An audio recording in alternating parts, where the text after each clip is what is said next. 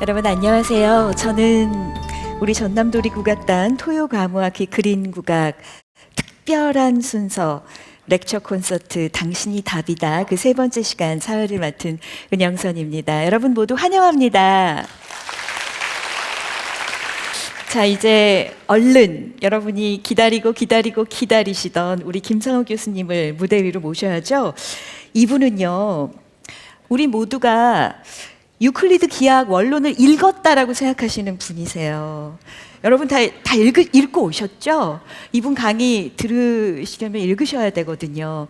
저도 안 읽었다고 생각했는데 강의를 듣다 보면 읽었구나 하게 되는 그런 분이고요. 또 사물의 이치인 물리뿐만 아니라 글의 이치인 문리까지 통달하신 분이에요. 그래서 항상 제가 글을 읽는 것보다 이분이 읽고 설명해 주시면 훨씬 더 머릿속에 잘 들어오더라고요. 그리고 저는 과학하려면 수학을 꼭 해야 된다고 생각했는데 우리 교수님 말씀 듣다 보면 수학을 못해도 과학을 즐길 수 있구나 하는 생각을 할 수 있게 됩니다. 우리는 국악으로 인문학 하는데 교수님은 과학으로 어떻게 인문학을 전해주실지 여러분 큰 박수로 우리 김상욱 교수님 모시겠습니다.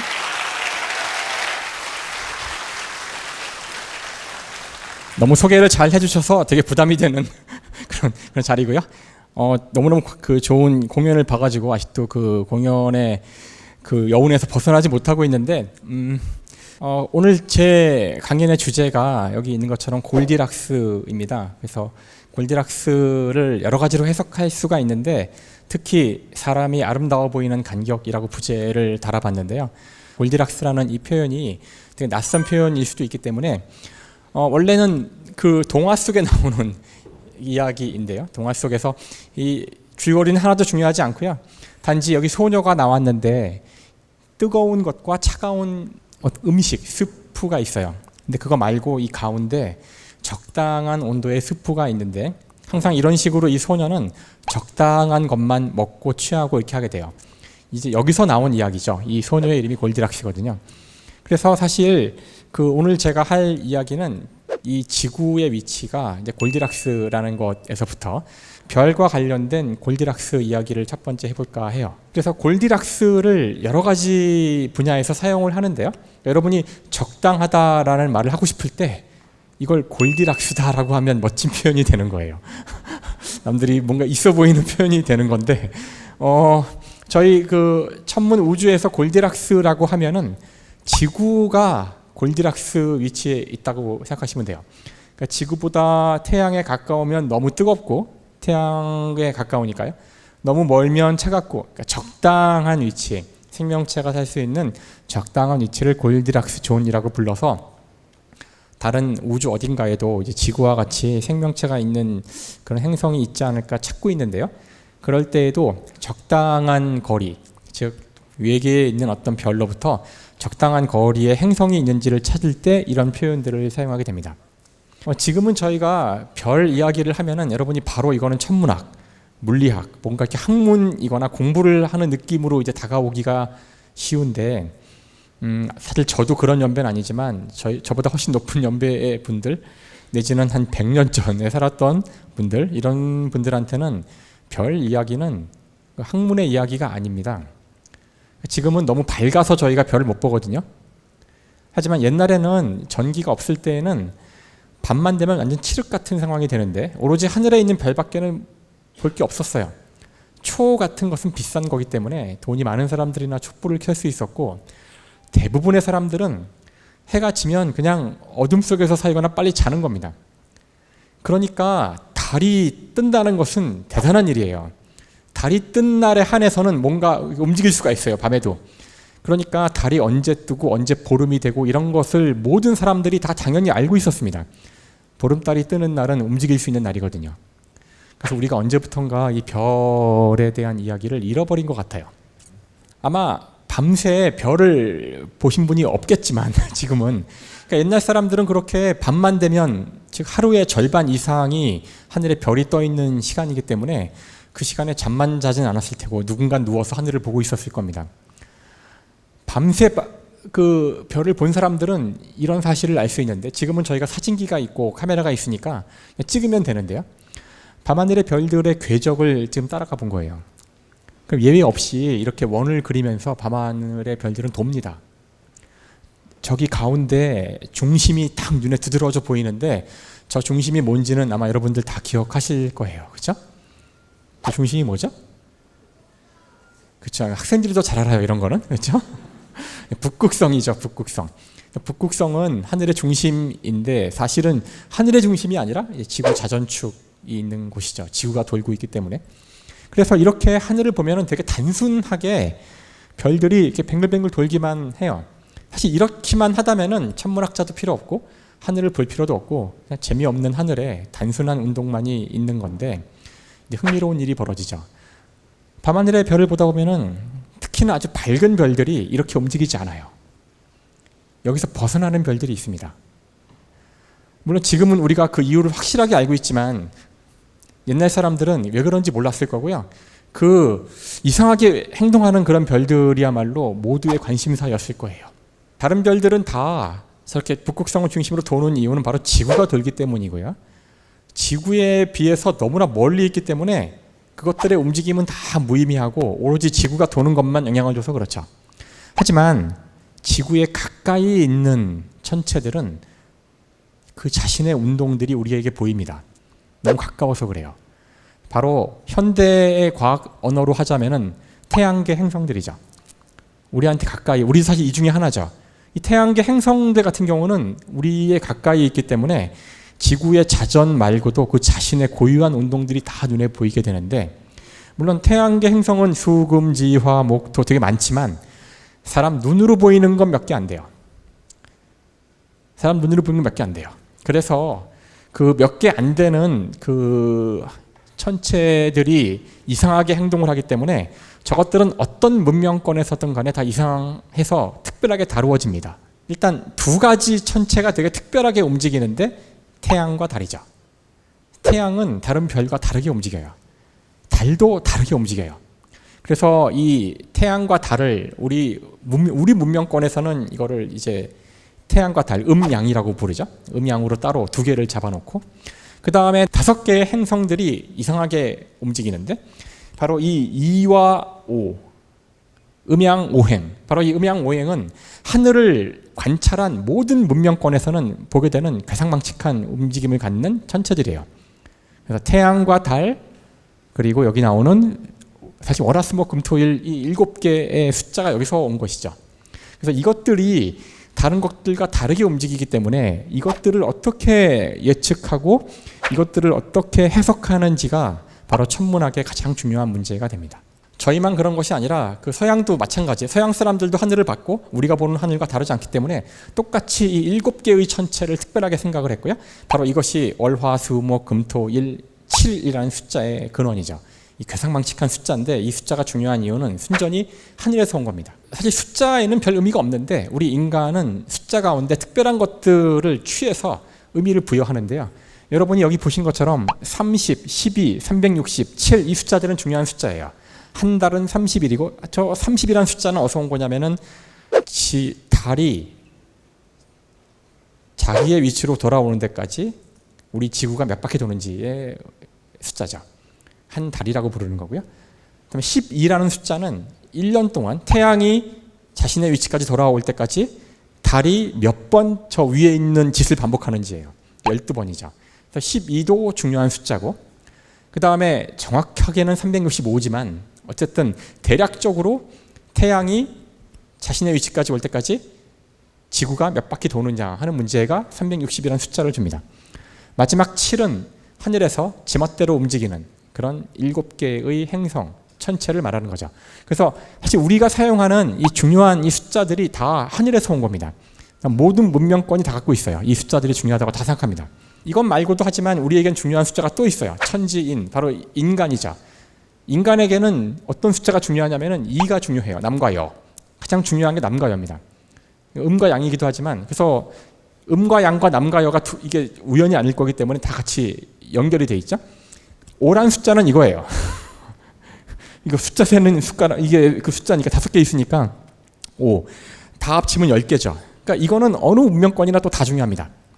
자, 남은 일은 이 두 개를 조합할 수가 있을 텐데 30 곱하기 2가 60이고 이건 다음에 보여드렸는데 12 곱하기 5가 60이죠. 예, 그래서 60이라는 숫자가 또 중요한 숫자죠. 사실 우리 일상을 지배하는 왜 1시간이 60분이고 왜 하루가 24시간이고 왜 1년이 12달이고 왜 1년이 365일인지 왜 일주일이 7일인지 그 하고 많은 숫자 가운데 왜 예수의 제자는 12명인지 이런 거 다 왜 12간지가 있는지 이런 숫자들은 순전히 하늘과 인간의 몸에서 온 겁니다. 너무나 당연한 거죠. 심지어는 사실 우리는 숫자 체계를 십진수를 쓰지만 여러분 아시지만 저쪽 그 메소포타미아에서는 60진법이나 12진법을 썼거든요. 그 사람들은 역시 손가락 가지고 숫자를 셌을 텐데 왜 12가 나왔냐면은 손가락 끝만 보고 있으면 5개지만 이 손가락의 이 마디를 보시면 한 손가락당 3마디가 있거든요. 그렇죠? 한 손가락당 마디가 3개예요. 요거를 가지고 세면 손바닥 하나에서 12이 나옵니다. 그러니까 이렇게 세는 문명권은 12진법을 사용하게 되죠. 그래서 우리 인간에게 특별한 숫자는 사실 그냥 임의로 선정할 수도 있었지만 하늘과 인간의 몸에서 왔다는 거예요. 그러니까 하늘은 굉장히 중요한 거고 그 바람에 모든 문명권이 서로 다른 문명을 가지고 있었지만 똑같은 숫자를 중요하게 다루고 있는 거죠. 자, 그런데 아까 이상하게 제가 움직인다고 했던 7개의 천체를 그러니까 월화수목금토일이죠. 그 7개의 천체 가운데 이상함으로 따지자면 가장 괴상한 게 하나 있어요. 그게 바로 이거죠. 다른 것들은 다 북극성 중심으로 도는데 7개는 거기서 벗어나서 움직이거든요. 벗어나서 움직이다 못해 이 녀석은 보세요. 오른쪽으로 가다가 왼쪽으로 갔다가 다시 오른쪽으로 가. 이렇게 역행을 방향을 거꾸로 움직이는 일들이 막 벌어져요. 옛날에는 이런 일이 벌어지면 나라에 변고가 생길 징조입니다. 이런 게 하늘의 별들이 우리에게 뭔가를 제가 뒤에 얘기하겠지만 이 녀석이 가장 극악무도하게 움직이는 얘를 어떻게든 예측하는 것이 전 세계 모든 천문학자들이 해야 될 바로 2000년 전부터 해야 될 가장 중요한 예측의 대상이 되었던 별이죠. 제가 누구냐면은 바로 화성이에요. 화성에서 왜 저런 이상한 일이 벌어지냐면은 사실 이 당시 사람들은 화성이 어디 있는지 몰랐으니까 지금 저희가 아는 바에 따르면 화성은 지구보다 바깥쪽에 있어요. 근데 화성도 태양 주위를 돌고 지구도 태양 주위를 돌고 있잖아요. 그러니까 지구에서 화성이 이렇게 보일 텐데 밤하늘에 이렇게 보이다가 지구가 일로 왔을 때 화성은 일로 오고 그때는 화성이 저쪽에 보이고 지구가 일로 왔을 때 화성은 여기 있고 화성이 이쪽에 있고요. 이걸 따라가 보시면은 화성이 지구에서 보면 이렇게 방향을 바꾼다는 사실을 알 수 있어요. 그러니까 지금 저희가 볼 때는 하나도 이상한 현상이 아니지만 옛날 사람들이 볼 때는 이해하기 어려운 그런 천체 현상이었겠죠. 그래서 여러분 잘 아시지만 이런 천문학에 대한 문제들은 하늘의 마음을 읽는 거기 때문에 이건 함부로 하는 게 아니죠. 이건 천자가 하는 겁니다. 조선의 왕따위가 할 수 없어요. 그래서 당시 옛날 그 동아시아의 중심은 중화 사상이죠. 중국이 중심이고 중국의 천자가 하늘에 대한 정보를 다 읽어서 그 천문학자들이 조선에 줍니다. 우린 그걸 따라야만 해요. 달력 이런 걸 다 따라야 돼요. 근데 당연히 중국은 북경 중심으로 관측된 천문 현상을 가지고 날짜를 다 계산하고 하는 건데 서울과 북경은 다르기 때문에 차이가 있어요. 잘 안 맞죠. 하지만 우리 독자적으로 이런 것들을 연구하는 게 위험한 일이에요. 중국이 너희가 천자의 나라도 아닌데 왜 해? 이렇게 당장 시비를 걸 수가 있기 때문에 조선에서는 함부로 하면 안 됩니다. 그동안 울며 겨자 먹기로 그걸 따라하고 있었죠. 그런데 다 잘 아실 수도 있겠지만 모르시는 분도 계시겠고요. 독자적으로 우리가 천문학을 연구해서 우리 스스로의 이런 천문 달력을 만드신 분이 바로 조선시대에 누구겠어요? 세종대왕입니다. 세종대왕 때 우리가 자체적으로 중국 몰래 비밀 프로젝트로 진행이 돼요. 모르게. 극비리에 진행이 돼서 우리 스스로 하늘을 연구해서 서울에 맞는 그런 달력이 개발이 되고 시를 다 읽고 그렇게 만들어진 책이 바로 이겁니다. 2권의 책이죠. 그래서 칠정산 내편과 예편인데 자세한 얘기는 제가 하지 않고요. 왜 이름이 칠정산인지 아시겠죠? 7개를 제대로 읽으면 된다는 거예요. 그 7개가 바로 아까 이야기한 그 이상한 천체, 월화수목금토일. 7개의 천체를 계산하기 위한 방법인데 어쨌든 이 당시에 가장 중요한 것은 역시 세종대왕의 모습인데요. 관상수시라고 해서 왜 그렇게 천문학이 중요했냐 하면은 이 당시 사람들은 하늘과 이 땅이 분리가 되어 있다고 생각하지 않았어요. 더더군다나 지금 우리는 비가 오고 눈이 오는 거랑 하늘에 별이 있는 거랑은 아무 상관이 없다고 하는 걸 잘 알고 있죠. 그러니까 비가 오고 눈이 오는 기상현상은 지구의 현상이고 저 하늘의 별들은 지구에서 아주 멀리 있는 곳들의 일이기 때문에 전혀 상관이 없다고 생각합니다. 하지만 저희 문명권에서 천지인이라고 할 때 천이란 거는 우리가 사는 땅바닥 위에 게 전부 다 천이에요. 그걸 나눌 이유가 없잖아요. 그러니까 옛날 사람들 눈에는 별과 눈이 오는 구름과 비가 똑같은 곳에서 일어나는 일이에요. 그러니까 당연히 비가 많이 올 것 같은 징조라든가 그런 하늘의 기상현상들이 별로서 자신의 모습을 또는 그 미래의 사건들을 예측해 준다고 믿는 게 자연스럽죠. 그래서 그거를 읽을 수만 있다면, 심지어 그것은 인간과도 연결되어 있기 때문에, 왜냐하면 비가 많이 오면 인간이 괴로우니까 비가 안 와도 괴롭고요. 이 모든 것들은 다 연결되어 있다고 믿었기 때문에 우리의 왕은 그걸 읽어야 되고, 심지어는 그걸 바꿀 수도 있어요. 우리가 제사를 지내거나 뭔가 열심히 노력을 해서 하늘의 움직임을 바꿀 수도 있다고 생각을 해요. 그래서 첫 번째 할 일은 이 하늘의 움직임을 정확히 읽는 겁니다. 여기에는 지금으로 치면 인공지능이나 반도체를 연구하는 것처럼 조선 또는 모든 나라들의 최고의 엘리트들이 이 천문을 예측하는 데 투입이 됐었죠. 하늘을 읽고 이해하는 방법을 제대로 얻게 된 것은 바로 물리학의 탄생 이후에나 가능했습니다. 사실 그건 바로 이 뉴턴이죠. 뉴턴에 따르면, 뉴턴 물리학의 아버지죠. 뉴턴의 이 프린키피아라는 책을 통해서 그전 사람들이 상상했던 것과는 달리 하늘에서 움직이는 모든 이런 별들은 아주 단순한 물리 법칙, 수학 규칙에 따라 움직인다는 사실을 알게 돼요. 이건 되게 충격적인 사실이에요. 왜냐하면 아무리 기도를 해도 안 바뀐다고요. 수학이니까. 우리 인간과는 전혀 무관하게 움직이고 있다는 거예요. 하늘이 우리를 벌하려고 화성을 역행시키고 있다는 게 아닙니다. 변고를 일으키기 위해서 경고를 주기 위해 화성이 움직이는 게 아니라 우리와 전혀 무관하게 중력 법칙에 따라 돈다는 사실을 말해주는 건데, 여기서 뉴턴은 시간과 공간이라는 개념을 말합니다. 시간과 공간. 사실 시간과 공간이 물리학에서 가장 중요한 것인데, 이 뉴턴에 나오는 이 이야기가 재미있는 것은 이 사람은 시간과 공간을 정의하지 않아요. 이게 뭔지 모르겠다 그래요. 지금도 시간이 뭔지 모르거든요. 물리학자들은 시간이 뭔지 몰라요. 놀라실 수도 있겠는데요. 맨날 시간을 가지고 공간의 위치를 측정하는 물리학자지만 시간이 뭔지 몰라요. 시간의 정체가 뭔지 모릅니다. 어쨌든 뉴턴도 여기 시간을 정의하지 않겠다고 쓴 거예요. 뭐 다 잘 아니까. 거짓말이죠. 모르니까 안 쓴 거죠. 하지만 시간을 정의하진 않지만 지금부터 내가 이 책에서 말하고자 하는 시간은 절대적 시간이다라는 말을 합니다. 절대 시간. 여기 absolute time. 절대 시간이라는 게 뭐냐면은 이제부터 시간은 숫자란 뜻이에요. 사실 오늘날 우리의 시간 개념이 바로 이겁니다. 시간은 우리와 무관한, 공간과 시간은 인간과 무관한 수학적인 대상이라는 거죠. 그래서 이것으로부터 나온 개념을 절대 시간이라고 불러요. 절대 시공간이라고 부르고요. 뉴턴이 우리 인류에게 줬던 가장 위대한 개념입니다. 이제 우리에게는 시간과 공간은 숫자예요. 좌표들의 숫자입니다. 물론 제가 더 가지는 않을 텐데 이걸 깬 사람이 아인슈타인이죠. 시간이 절대적이지 않고 상대적이라는 걸 보인 사람이 아인슈타인인데, 어쨌든 우리에게는 시간은 수학이죠. 그래서 뉴턴 이래 지금까지 물리학자들이 하는 것은 바로 시간의 함수로 공간에서의 위치를 알아내는 것이 뉴턴이 이 세상을 이해하는 기본이라고 얘기했던 거고, 이 방식을 통해서 바로 이것을 이해하는 게 수학에서의 함수예요. 학생들 함수 많이 배우죠? 그게 이것 때문에 배우는 거예요. 특히나 물리는 x를 t로 쓰는데 수학에서는 y를 x로 써요. 그래서 주로 2차 함수, 1차 함수, 3차 함수 이런 게 제일 중요한 함수들이죠. 그걸 배우는 이유는 이 세상이 이렇게 수학으로 된다는 걸 뉴턴이 보이기 때문에 그렇죠. 여기서 중요한 것은 이 우주가 수학이라는 얘기입니다. 참 안타까운 일이기도 해요. 그래서 이것이 그 식이죠. 우주에서 움직이는 이 식은 자체로 아무것도 아니지만 이것이 갖는 철학적 의미는 대단한 겁니다. 하늘에서 움직이는 또는 우리 주위에 움직이는 모든 물체들, 폭탄은 미사일을 쏘는 순간 떨어지는 위치가 정해져 있어요. 이 식에 따라서. 그렇다는 거죠. 우리 인간과 무관하게. 여러분이 기도를 하건 뭔가 제사를 지내건 상관없이 이 수학에 따라 나라가 떨어진다는 겁니다. 우리 인간이 한 번도 생각해보지 않았던 개념이에요. 좀 더 자세히 쓴 건데 기분 나쁘시죠?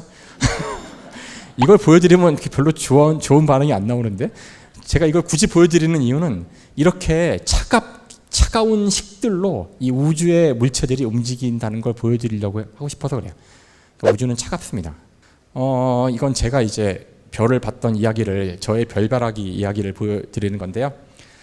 2015년 7월 달에 서백산 천문대에 갔었는데, 여기 제가 보이시나요? 뿌옇게 반바지 입고 있는 유일한 사람이네요. 그래서 저기 서 있는데요.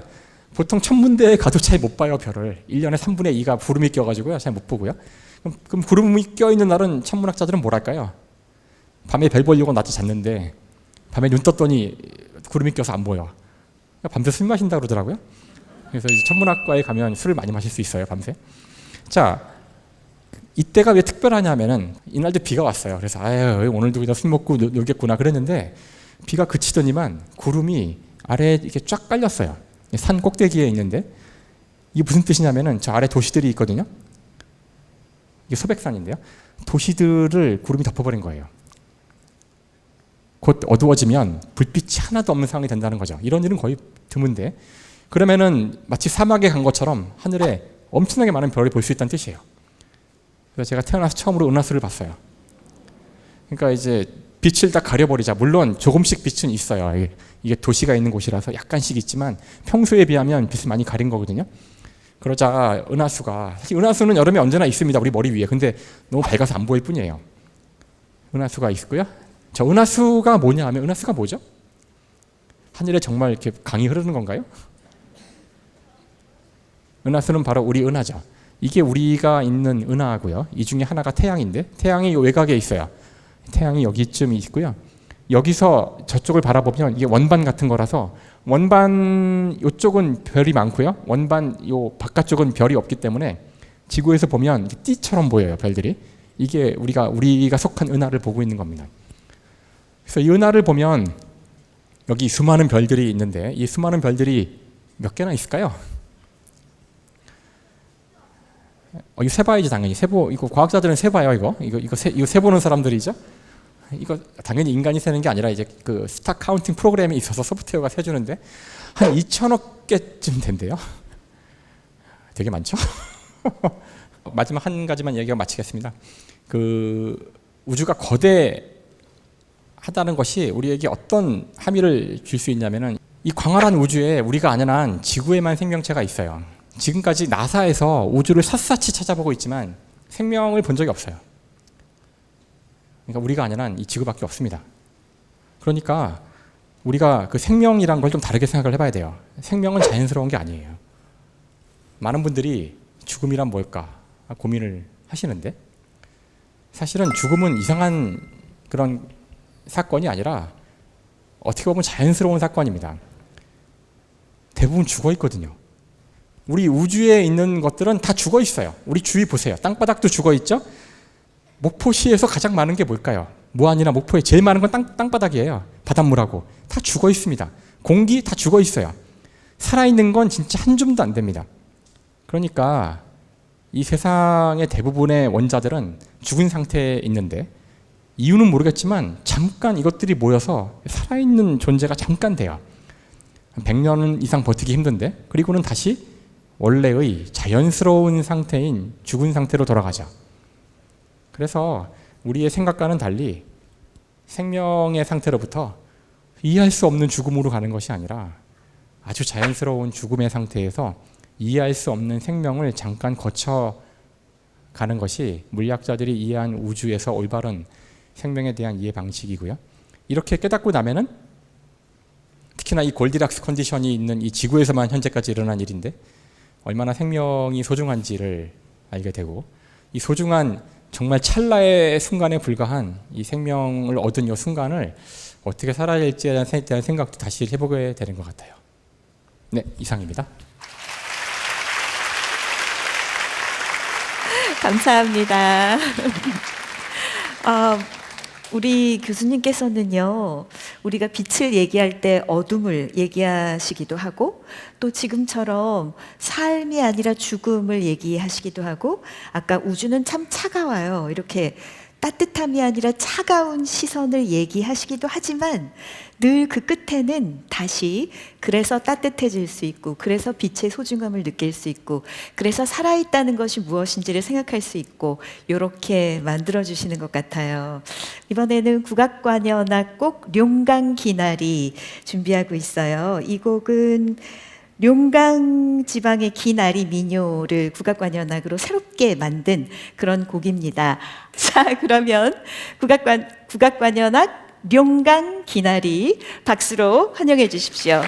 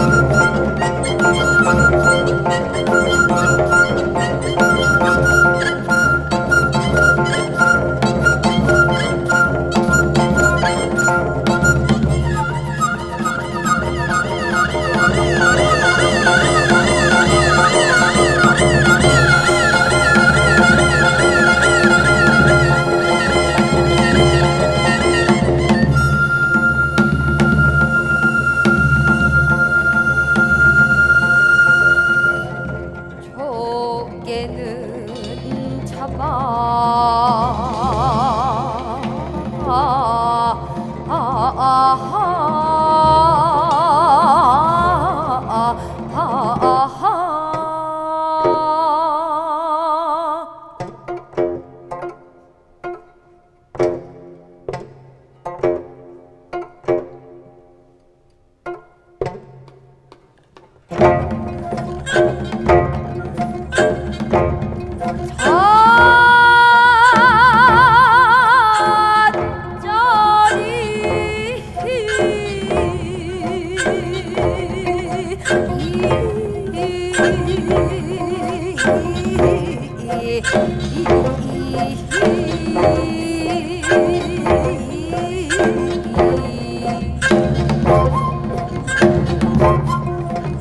하느님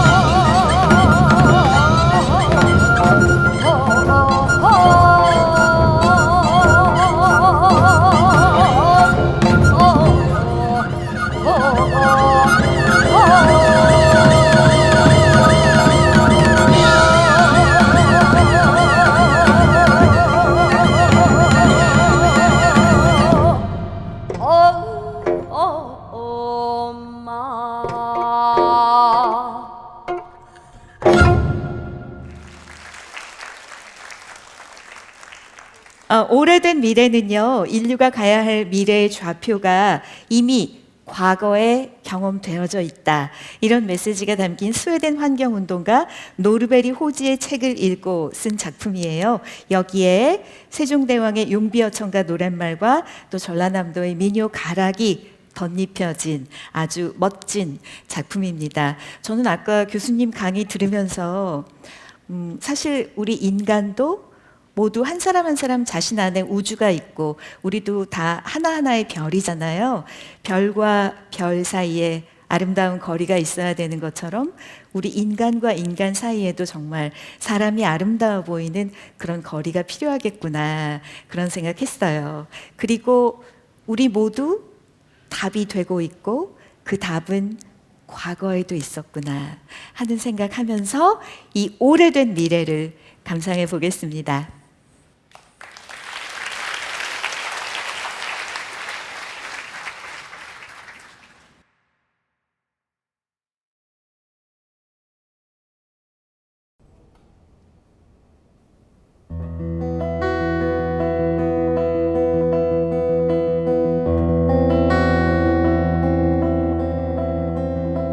가